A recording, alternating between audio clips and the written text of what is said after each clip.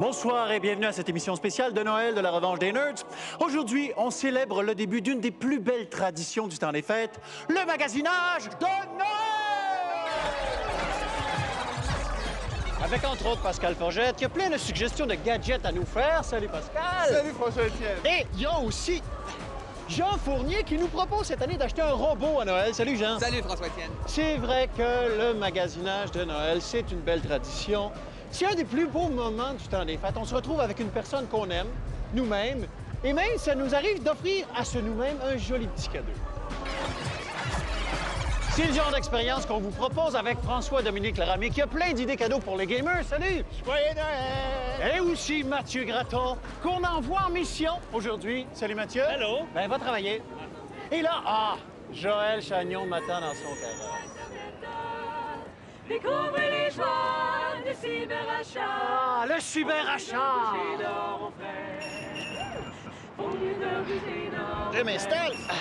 Alors, salut Joël. Bonjour, Pep. Bon magasinage de Noël à toi. Oui. Avant qu'on commence, j'ai une petite surprise.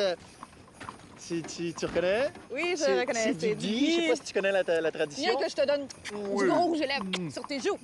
Alors, joyeux Noël, Joël! Oui. Bon, et tu vas nous parler de cyber-magasinage aujourd'hui. Tu as dressé une liste de petits conseils pour les achats en ligne. Parce que le cybermagasinage, c'est génial pour éviter les foules complètement folles à Noël. Et il y en a qui ont peur de ça. Oui, bien, surtout à cause des cartes de crédit. Ça, c'est comme la chose qui fait peur à tout le monde. Mais pour vous rassurer un peu, ce que je peux vous dire, c'est qu'une carte de crédit, si vous vous la faites voler ou si vous vous faites frauder sur le net, ce qui se passe, c'est que votre responsabilité est limitée à 50 $. La balance qu'on vous aura volée ou fraudée, bien, c'est la compagnie qui a émis la carte de crédit qui va le payer. Un peu comme pour l'assurance automobile. C'est ça, c'est C'est génial. déductible.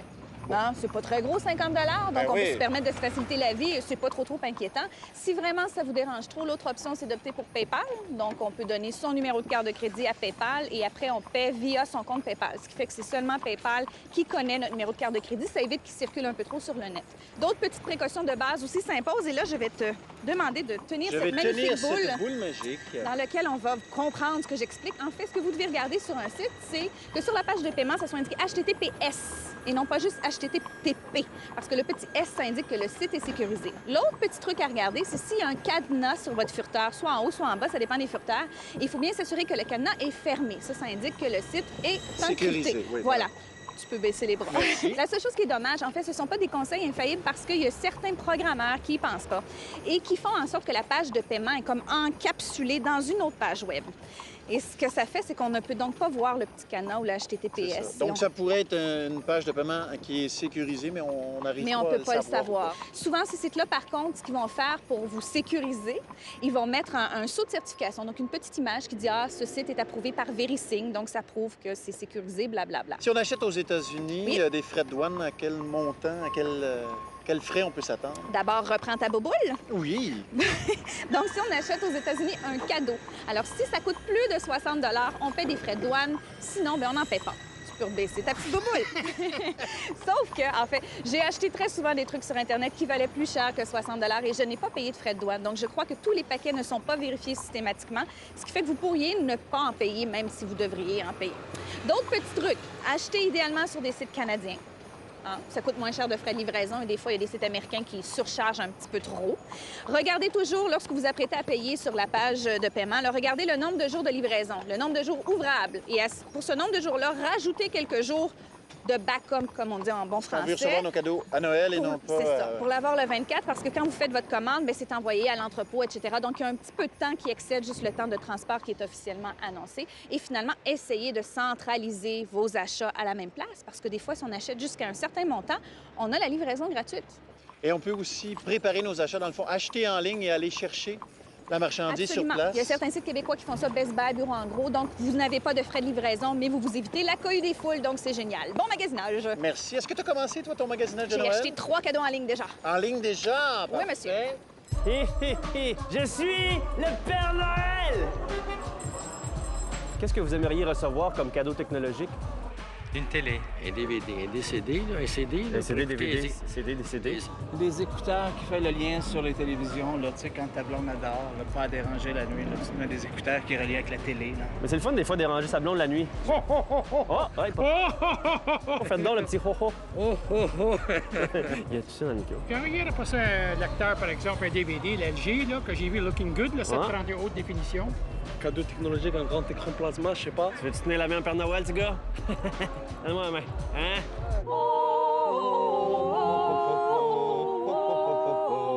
Haute vitesse, le modem son baisse.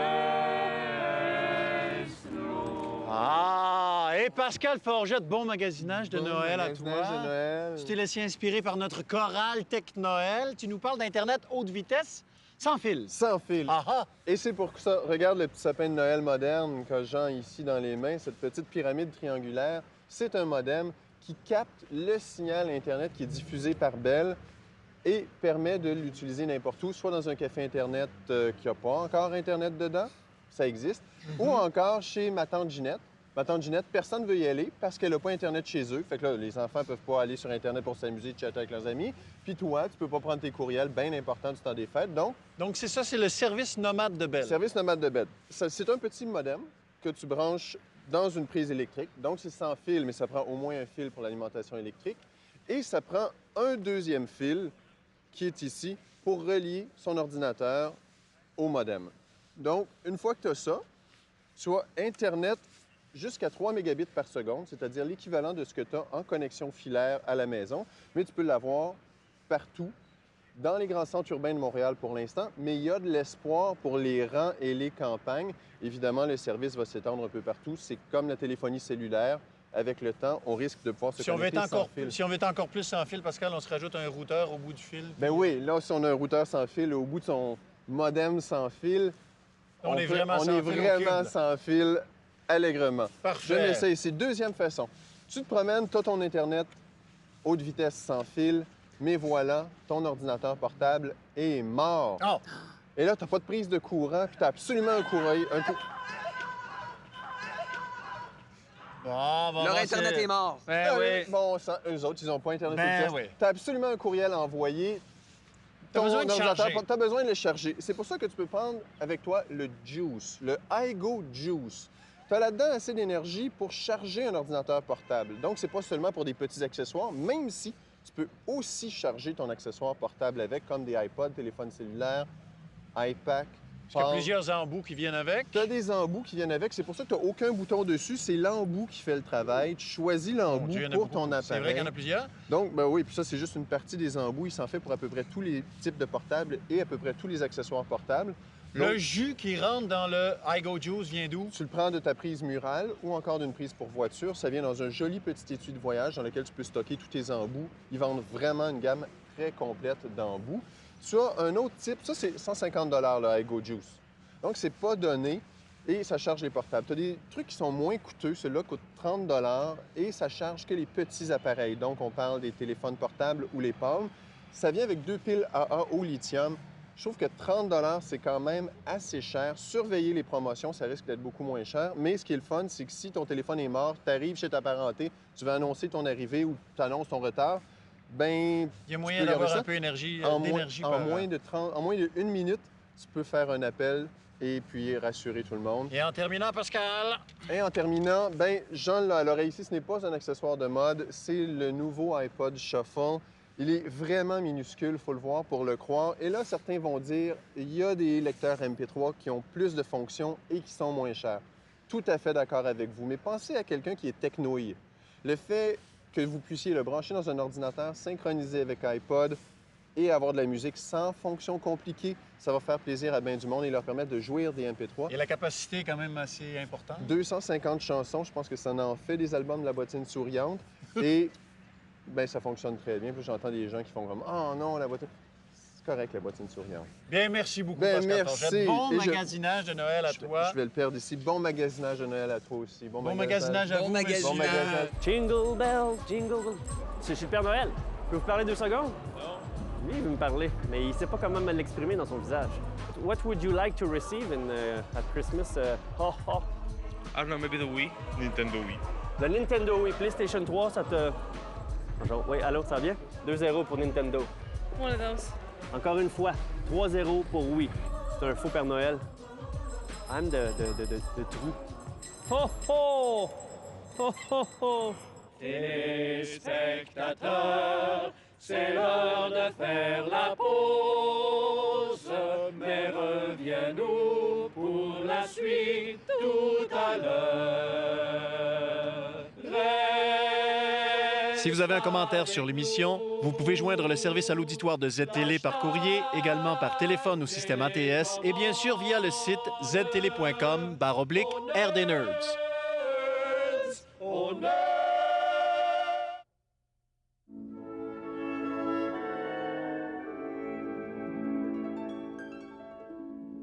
François-Dominique Laramie, joyeux magasinage de Noël à toi. Toi, pareillement, grande dame.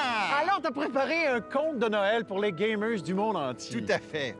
Il était une fois une famille de gamers unis et heureuses qui s'était acheté tout plein d'accessoires pour son PC et sa console de jeu favorite. Quand un soir survint une visite indésirable. Coucou!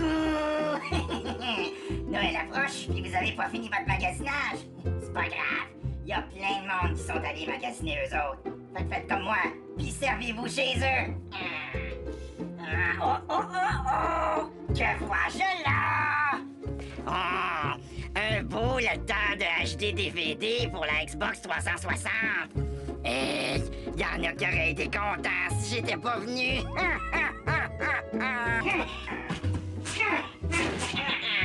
L'installation prend quelques secondes.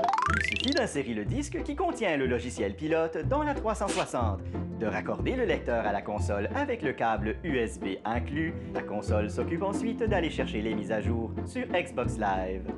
Les commandes qui permettent de contrôler un HD DVD sont semblables à celles d'un DVD ordinaire, avec en prime des options comme l'image sur image. Quant à la qualité visuelle, en 1080p, elle est franchement diabolique. Et pour 199,99 $, le lecteur est livré avec une télécommande universelle et une copie du film King Kong. C'est quasiment assez pour me donner envie d'en acheter un moi-même, au lieu de partir avec celui-là. Mais non! Mais cependant, la 360 ne dispose que d'un seul petit port USB arrière. Et il est adjacent au port Ethernet. Mais heureusement, le lecteur HD offre lui-même 2 ports USB arrière pour remplacer celui qu'il consomme. Qu'est-ce qu'il y a d'autre ici? Oh, wow! Une souris à bout. Hey, ça faisait longtemps que je voulais en piquer une. La Abu est une souris de haute performance pour les joueurs PC. Sa vitesse de réponse et sa précision, tant au mouvement qu'à l'arrêt, sont impressionnantes. Il y a 6 boutons et une roulette auxquels on peut assigner toutes sortes de commandes système ou des macros comportant plusieurs touches de clavier. L'ergonomie est au cœur du design de la Abu. Elle est chaussée de patins en téflon pour mieux glisser. Et on peut même remplacer la section sur laquelle repose le pouce pour choisir l'option la plus confortable. Malheureusement, il y a juste 2 options. Puis quand on porte des gants cailloutchouc, il n'y en a pas une de confortable. Mais c'est le seul défaut de la souris à bout. Fait qu'elle vaut bien son prix de 80$. Bon, une petite dernière. Mais que vois-je là? Une caméra Xbox Live Vision! Pour moi, il y en a un qui n'a pas été assez sage cette année. La Live Vision est une webcam pour Xbox 360. Pour chatter via Xbox Live, il suffit de la brancher dans un port USB de la console et hop, c'est prêt. Malheureusement, il n'y a qu'un seul jeu qui supporte la transmission vidéo en cours de partie, et c'est le jeu de cartes Uno. En plus, la caméra fonctionne mal dans les endroits sombres. Mais pour 50$, elle peut constituer une option intéressante, surtout qu'on peut aussi la brancher dans un ordinateur Windows. Ici le grincheux. Je suis quelqu'un qui devrait demander un système d'alarme au Père Noël pour la revanche des nerds. Alors, le concours Top 3 est maintenant terminé, mais FDL, tu nous as préparé un autre Top 3. Ce sont des conseils pour les gamers avant de les laisser pour le temps des fêtes. Premièrement, Surveillez le lancement de Star Trek Legacy, le dernier gros lancement de jeu de l'année, le 5 décembre prochain. J'ai vraiment hâte de voir si un jeu de stratégie moitié console, moitié PC, ça peut être bon, même si le lancement a déjà été retardé 2 fois. Maintenant, un conseil pour que les gamers ne dépensent pas tout leur argent. Gardez-vous quelques dollars et comptez les dodos jusqu'au 23 janvier, parce que c'est ça le vrai Noël pour les amateurs de stratégie cette année, à cause du lancement d'Europa Universalis 3, peut-être un candidat sérieux au titre de jeu par excellence pour 2007. Et enfin, un conseil pour les propriétaires de PS2. Si vous n'avez pas encore acheté Okami, dont je vous ai parlé à l'émission il y a quelques semaines, faites-le, dépêchez-vous, mais achetez-le usagé si possible. Pourquoi? Parce que Capcom, les fabricants du jeu, ont mis tout le monde dehors chez les développeurs. C'est des pas fins! C'est des pas fins! Quelques semaines après le lancement du jeu, leur ont dit tout le monde dehors d'ici le mois de mars. C'est un scandale, mesdames et messieurs. C'est révoltant. Et si vous achetez le jeu usagé, Capcom n'aura pas un sou et ça sera bien fait pour eux. Ici les Pères Noël en direct de Montréal. Attention. Bonjour monsieur, ça va bien? 2 petites secondes pour le Père Noël. Qu'est-ce que vous allez demander, vous, comme cadeau? De l'amour. Des produits autour de l'iPod. Oh là là! Ça va bien, 2 secondes avec le Père Noël. Vous refusez le Père Noël, l'amour, tout l'amour. C'est de l'amour, ça, que je vais vous donner, là. Un lecteur DVD portatif. Bonjour, monsieur. Ça va bien? Yeah. Le X-Boy, qui appelle le X-Boy 2. 20 000 par mois. 20 000 par mois? Mais gagné. It's beginning to look a lot like Christmas. Hein? Bing Crosby? Bing Crosby. Il est mort, hein? On sait pas. Maudit quand ça je te tournerai bien, mais je trouve plus ta facture. Ah, merci à notre chorale Tech Noël. Re-bienvenue à cette émission spéciale Noël de la Revanche des Nerds où on inaugure la saison du magasinage de Noël. Bonsoir Jean Fournier. Bonsoir François. Joyeux magasinage de Noël à toi. Pareillement, toi et ta famille. Et là, t'as eu une idée originale pour les cadeaux de Noël de cette année. Oui, parce que je trouve ça important que les gens achètent pas n'importe quoi à Noël. Puis on sait, hein, souvent, dans ce temps-là de l'année, on est un petit peu émotionnellement vulnérable. Et puis les commerces en profitent. Hein. Les animaleries vont vendre des animaux qu'on veut pas. Il y a les infopubs de Vision mondiale qui roulent en boucle pour venir nous titiller les cordes sensibles. Eh bien, moi, je propose un entre-deux. Oui à l'adoption d'un compagnon, mais pas un compagnon en vie, mais plutôt un compagnon en vis, en plastique et en boulon, qu'on appelle aussi des robots.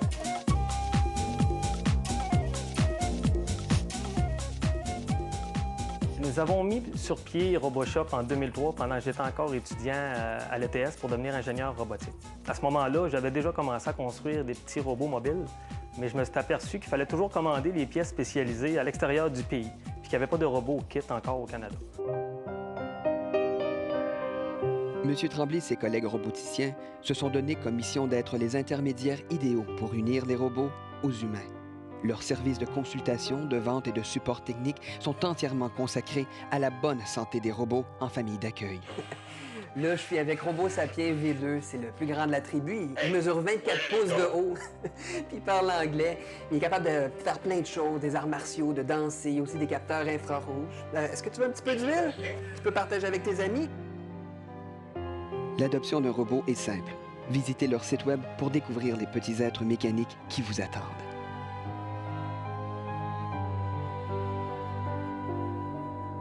Il y a les robots jouets qui sont prêts à utiliser en sortant de la boîte. Il y a les robots en kit pour débutants, intermédiaires et avancés qu'on va construire pour apprendre la robotique. On a aussi les pièces spécialisées pour construire des robots sur mesure, selon l'application qu'on veut en faire. Et on a les robots domestiques qui ont des tâches utiles à accomplir. Les robots aspirateurs, les robots tondeuses et les robots laveurs de plancher. On n'est pas obligé d'être un spécialiste aujourd'hui pour jouer avec des robots. Les interfaces de programmation avec les PC sont beaucoup plus faciles, beaucoup plus user-friendly, si on pourrait dire. Ce qui fait que monsieur, madame, tout le monde aujourd'hui peut acheter un robot très performant, le programmer sans avoir de formation et puis interagir avec lui. Alors, c'est l'intelligence des robots, la performance des microcontrôleurs en communication avec les ordinateurs, alors qui fait avancer très rapidement la robotique.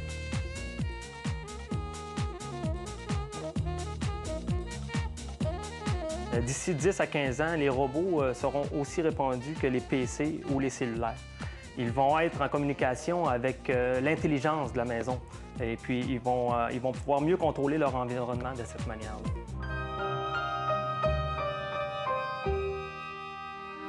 Facile à construire ou difficile à détruire, peu importe votre budget, il y a un petit être mécanique pour vous.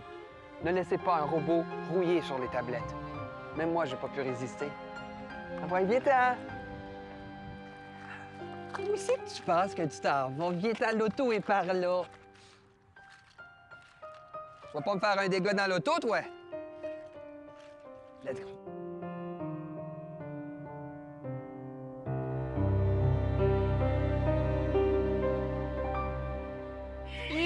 T'es bien énervé, donc. Dis-moi, Jean, ton robot reptile, est-ce que c'est celui qui se vend le plus chez RoboShop? Non, le modèle le plus populaire, c'est vraiment le robot aspirateur qu'on a vu, là, le Roomba. Celui-ci fait partie de la famille Huawei. Et puis, c'est une famille qui est très populaire aussi. Ils ont plein d'options et tout ça. Donc, c'est le premier Il est beau, mais t'es bien excité, donc. Oui, je pense parce qu'il a appris l'extinction de son espèce, donc il est un petit peu sensible là-dessus. Pauvre lui. Ouais.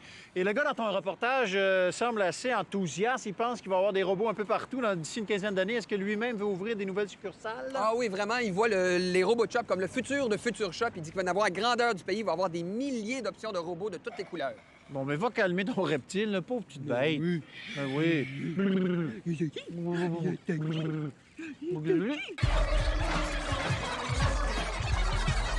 Alors, nous sommes tous réunis pour terminer cette émission spéciale de Noël en beauté. Même Mathieu Gratton est avec nous. Eh oui. Mathieu, quel est le bilan de ton enquête pas du tout scientifique? Le bilan, c'est Nintendo, oui, mais la grande question reste sans réponse. Qu'est-il advenu de Gratteux, ce lutin qui nous donnait tant de suggestions cadeaux? Ah oui, ah oui. Alors, merci à vous tous d'avoir participé à cette émission. Il ne me reste qu'à vous souhaiter un joyeux magasinage de Noël. Un joyeux Noël. Profitez du temps des fêtes pour nous regarder en reprise. On est de retour le 1er janvier avec une revue technologique de l'année 2006. Alors, on souhaite joyeux Noël tout le monde ensemble. Joyeux Noël tout le monde ensemble!